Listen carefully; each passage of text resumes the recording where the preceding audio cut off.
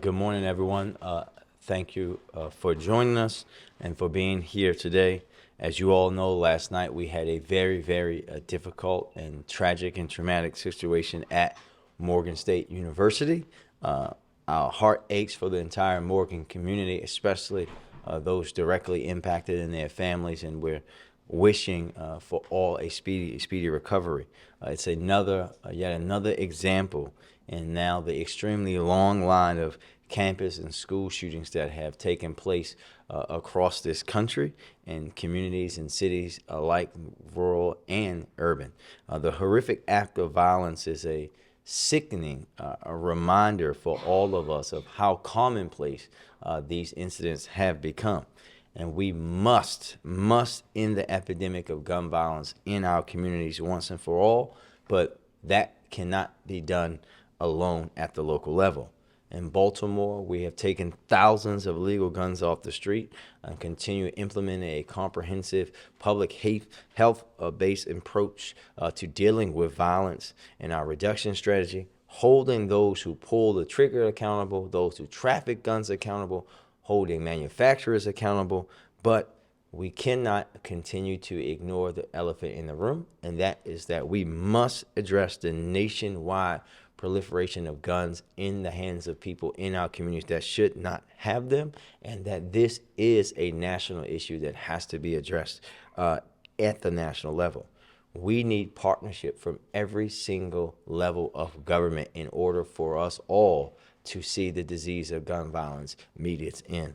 We're going to continue to do our part in improving public safety and holding people accountable and in building public health approaches and everything within power of local government to impact this longstanding public health challenge. We are mobilizing the resources that we have at our disposal to offer support and embrace the entire Morgan community, particularly the students and the staff who are reeling from the trauma of having this happen right on their campus.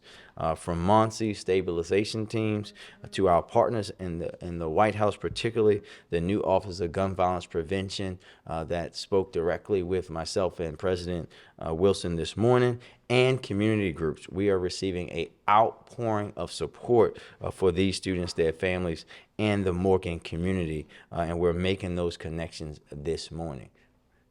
With that being said, I also want to highlight very quickly, before we get to your questions, some of the items that were approved at the BOE today. We are continuing our historic investments into the Department of Recreation and Parks with the $11.3 million for the construction of the Parkview Rec Center and Park Complex in the heart of West Baltimore, right on Fulton Avenue. This new 16,000 gross square feet facility will include a gymnasium, fitness area, multi-purpose room, a new park that will contain a playground area and an outdoor paved plaza, new walking paths, a skateboarding loop and pavilion, and also a water feature for a neighborhood that has not had this level of recreation in it in my lifetime. We continue our investment into affordable housing with a grant for Habitat for Humanity to support construction of new single-family homes to be sold to low-income first-time home buyers in Curtis Bay, a grant to the Southeast CDC for the rehabilitation of properties in the Elwood Park and McElderry Park neighborhood for affordable home ownership, a grant to rebuild Metro to support the continued renovation across the Johnson Square neighborhood that has seen a great transformation in recent years, a grant to City Life Community Builders to support the rehabilitation of vacant houses in Oliver and Broadway East, a grant to Neighborhood Housing Services of Baltimore to support the pre-development and acquisition of 20 privately owned vacant properties in the Walbrook community, and a grant to the Coppin Heights CDC to support the West North Avenue revitalization to rehab the first seven of a 40-unit commitment. And we continued also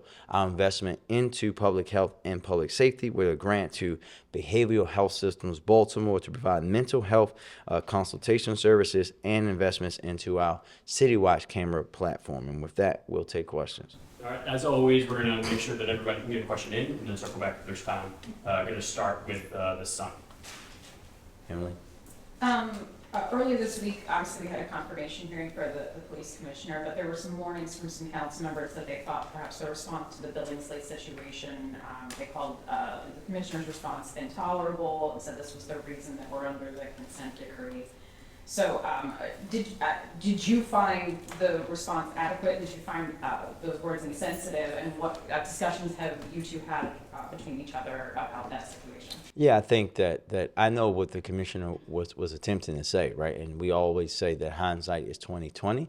I know that the women and men in BPD, in particular in this case, the Warrant Apprehension Task Force, which of course includes working with our U.S. Marshal and our federal partners, our regional partners, they do the work of tracking down the most wanted criminals and individuals each and every day. They do that work. The decision was made initially to not put that information out. We now have talked with the commissioner about making sure that when it's from significant incidents like something like a rape and arson, that will be bumped up to his level. But we're always going to make sure that we are pushing things out to make sure that we bring these individuals in, and we'll be making sure to have that focus continuously as we move forward. Evan? Question for the Commissioner on the Morgan State shooting last night. Just looking for an update on the investigation, and do we know how many shooters there were at this point? We know, what we do know is we had 5 victims. 4 of them were Morgan students, 1 was not. 1 has already been released from the hospital. The young people, I can tell you, that went through this trauma were extremely cooperative. They helped us every way that we could, especially when we had to clear their buildings and come into their dorm rooms. That went as smoothly as we could. We know that there was at least more than 1 person with a weapon. The problem is the ballistics has to tell us how many guns there were that were shot. We know that there was, it looks like it was probably a dispute between 2 smaller groups, and then 1 individual was a target of 2 individuals who had weapons. We don't believe that individual was hit. We believe the 5 victims who were struck were unintended targets. And we do know a 3rd person pulled a weapon, but we don't know how many of those were fired because mainly all the ballistics was relatively the same, and we have to do a deeper dive with our ATF partners. So just to be clear, you know that there were multiple weapons on scene, but don't know how many were actually fired? Yes. WBA, yeah. 2-part question. Part 1's for the commissioner. So on Thursday's news conference, you said that, quote, we had to protect those 2 victims. That's why the name and photo was not released. Now it sounds like the mayor told my colleague this morning that going forward you will be notified early so that you can make the ultimate decision. Does that then mean that you were not alerted, and why weren't you alerted? Yes, I was not alerted about the flyer and the wanted poster, and that's not uncommon because what happens is our detectives and our supervisors, there's several levels that has to go through, and they make a decision, a conscious decision after looking at the public safety factor and looking at multiple things as to whether we want to release the flyer and have the individual disappear or go on another crime spree. But we were tracking him actively with the U.S. Marshals from day 1. And I do want to address the very first question because this has been bothering me for a week, is the fact that the comments that I made were victim blaming, and I tell you I misspoke. The last thing I ever want to do is blame a victim. No victim is ever at fault for a crime committed against them, especially this individual. This individual committed a heinous act, and I apologize to the victims everywhere if I offended them, because that's exactly the opposite of what I want to do. I wish we would have caught the individual that day. I wish we would have caught him the next day or any day, and unfortunately we didn't until he committed another heinous act. Second part, are you now a resident of Baltimore City, and now that you can confirm, are you willing to make that public, that declaration of intent from June 9th? I've always been willing to make the declaration of intent. As a matter of fact, when I became the deputy, my wife and I started looking at houses, but as you all know, the interest rates escalated to 7%, and then we held off. But we actually been tracking houses. We had 2 that we were looking at up until last week, and they both sold. So we go backwards, but I'm smart enough to know that that decision is going to be made for my wife, but we will be living in the city. I love the city. I grew up here. I've been here most of my life. And like I said, the only reason I moved to Annapolis is my wife said she wasn't moving in with my son and my mother and me. McKinley? This is a question for the mayor. You said it last night and you said it again today that this is a national problem when it comes to this gun violence that we continue to see, and you're calling on Congress to address the problem. Congress, we just saw, can hardly pass a budget. They just ousted their speaker yesterday. It's chaos in Capitol Hill. Why do you believe that these members in Washington, D.C. can address this problem when they're struggling to do the basic functions of government? Because it's their job, Mackenzie. The same way that the residents of Baltimore City want me to make sure that the police department is actually out there arresting these individuals, we have to have them, right? When you think about what President Biden has done, more things through executive order to the extent of power that he can to help us deal with guns and gun violence across cities around the country, standing up a office of gun violence prevention when Congress would not pass a bill to put that, codify that into law. It's their responsibility. But more importantly, Mackenzie, you hear from these individuals each and every time, right? Our congressional delegation is great. They're ready and willing and can't wait for the day they get to actually vote on meaningful gun reform and things to deal with public safety for the entire nation. But there are members of Congress who every single solitary time one of these incidents happen, they say, not one more. We got to do something. We have to do this. We have to do that. We have to put the pressure on them. And that, I think, also includes not just folks like myself and mayors around the country who descend on Washington, who is as a chair of Mayors Against Illegal Guns, who we consistently pressure Congress and try to get them to act. But we also need that vigor from our residents and, quite frankly, the media as well. That same vigor that we have for our local officials, police commissioners, mayors, state's attorneys, we need to turn that on these individuals as well, because if it were any other kind of issue, like I said last night, when you think about the regulations that we have on many things in this country, right? I can go to the pharmacy or the grocery store and try to buy some Mucinex from behind and have to show my ID behind the counter. But we allow young people, 13, 14 in certain states in this country, to go online and buy a ghost gun and they don't have to show anything. That is ridiculous. And it's up to those individuals who have the power to do something to actually do something. So what specific legislation are you? There's a bunch. So I can run the whole list down and I'll get Brian to send you more. One, they should ban ghost guns, period. They should remove the immunity for gun manufacturers, period. They should ban assault rifles and magazines, period. They should be taken off. No one should be able to walk into a Walmart or a Bass Pro Shops and buy a weapon that you need 4 months of military training to use, and you can just go and buy it yourself. We'll send you the complete list, but that's where they should start. WYPR? Yeah, back to the Morgan State investigation. Is there a possibility that this is a racially motivated attack or a hate crime? We won't, it's under investigation, but not at this time. And if I could, Mayor Scott, do you have any reaction to the recent Gouger poll that put you trailing behind Sheila Dixon right now? Has that changed anything for you? No. Today and every day, my focus is going to be continuing to work in the utmost integrity, making sure that we're continuing to build public safety and comprehensively reduce violence in Baltimore City, continue to make record levels of investments into schools and rec centers so that we're building and renovating new ones and opening new ones and not closing them, and working sure that we're modernizing city government. Everything else is going to come. This race is going to be talked about in two things, and it's going to come down to a very simple thing. What my administration has done to overcome decades of disinvestments into our communities and into city government, and what happened prior to that, period. And also, just on that topic, listen, I've been in City Hall now 16, going over 17 years. I've never listened to polls. I won't start listening to polls now, because there's only one poll that matters, and that's Election Day. We had similar discussions in 2020, right? And I'm here.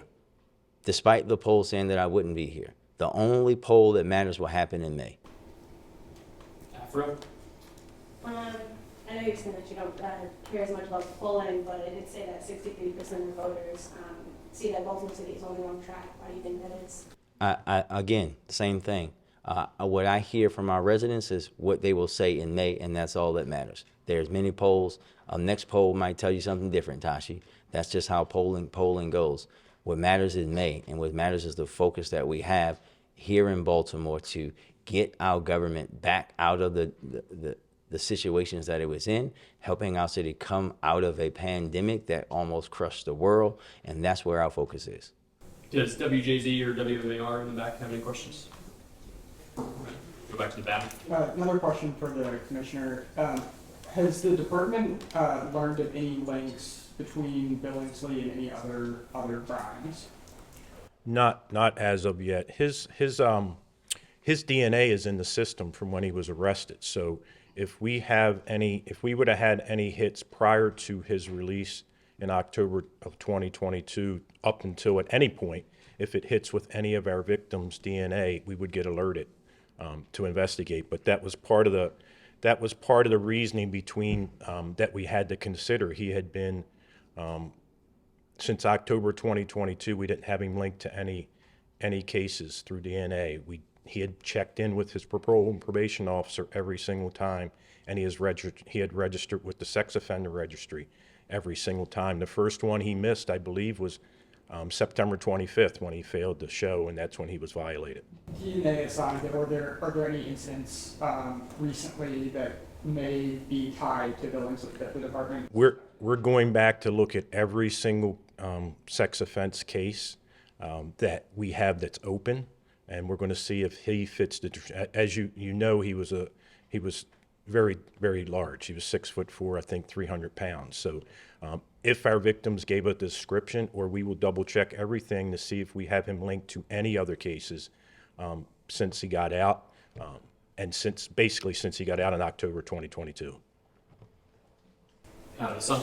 Shifting to the water contamination situation, the lab that did the testing for Baltimore told us yesterday that they had sent those results to you all around 11 a.m., but we didn't see any kind of guidance until last night around 7:30. So what was the holdup there? Yeah, Emily, I think as we know, when we have these information, we get this information, we have to then come up with things that we're going to say. And as you know, everything that we say in an instance like this has to go through also our partners at MDE. So working with them around what we were going to communicate, how we were going to communicate, and having their approval about what we're going to put out. Has MDE been cooperative with you, and do you feel like they've been fast enough in providing that guidance so you can get that information out? As soon as we work with them very closely, we're going to continue to do that. Again, I think I said this yesterday, but I'll say again that just a reminder for everyone that we're talking about a very small amount, but also this is a new test that is now required for us. We know that the construction will be done in 23 for one, and early in the next year for the other reservoir. And everybody, Emily, this is not something that they had been testing for, and there was no guidelines or protocols in practice. So working with MDA and the EPA alongside of them to make sure that we're getting the information out, but how to do that in an appropriate fashion is what we've been doing and what we will continue to do. Everyone's been working in partnership. We'll go to 545. I have two questions. One, going back to your call on Congress to address this issue. Yep. While that is being figured out, and then leaders have been calling on Congress to address this for several years, why can't you and other state leaders push for legislation at the state level to ensure there are tougher penalties for people who shoot and kill other people? I think that when you look at Maryland's laws around guns and gun violence, we have some of the best in the country, Mackenzie. I think that you very well know that there are laws that I myself have been pushing to change around home monitoring. We've been talking recently around folks who like Billingsley, who got credits that he shouldn't have been able to get, right? We're going to continue to push that. We're going to do that each and every day. Every year we go to Annapolis and try to get public safety laws changed. But again, when you think about it, even in the reality that despite Maryland's laws, right, we recover more of these illegal guns that come from other states than in Maryland. That's why. And when I talk to my colleagues in Chicago or other cities, it's the same issue. The guns are coming in from other places, other states. That is why this is a national issue. It's a both and, Mackenzie, not a either or. And then, Oh, sorry. I just had one more question about the agenda from the DOE today. Yeah. Jason Mitchell the contract was approved to bring him back on on a contract basis, from what I understand. Why bring someone back who said that they were relieved when they submitted their resignation and said serving in this role began to compromise who he was as a man, as a professional? Yeah, I think that you have to understand that Jason is of the utmost profession, and when you have someone who, I won't talk about his personal issues, but had issues outside of work that he needed to tend to first make sure that he is the best husband and father and family man that I know him to be.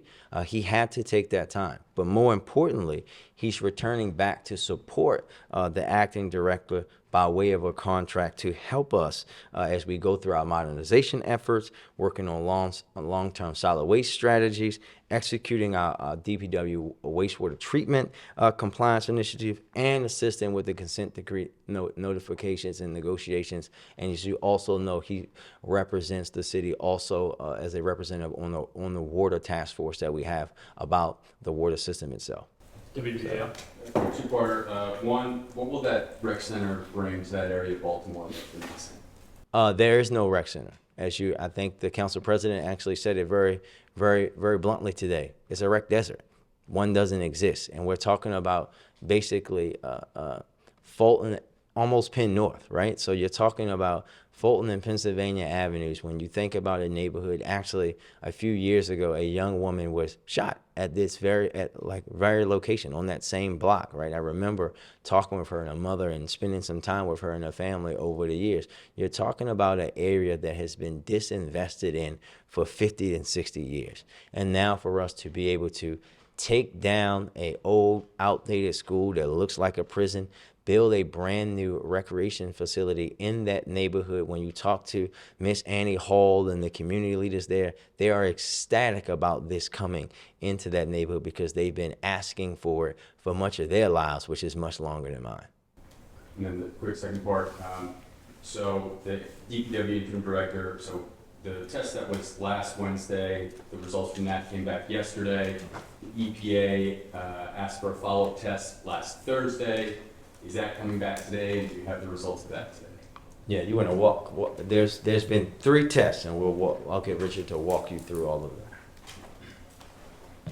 Yes, Richard Litt, Interim Director, Department of Public Works. Like we mentioned in the previous updates, the sample that came back that we tested at Druid Lake on September 19th, that was the sample that had that small trace amount of cryptosporidium, right? So that's that sample that we're talking about. Staff went out on the 27th to collect the sample. We got those results back yesterday. It was clear for cryptosporidium. There was no detections, no deficiencies in the water. We went back out yesterday to collect more samples, both at Ashford and in Druid Lake. We're waiting for the results of those samples from the laboratory. All right, thank you all. Thank you, everybody.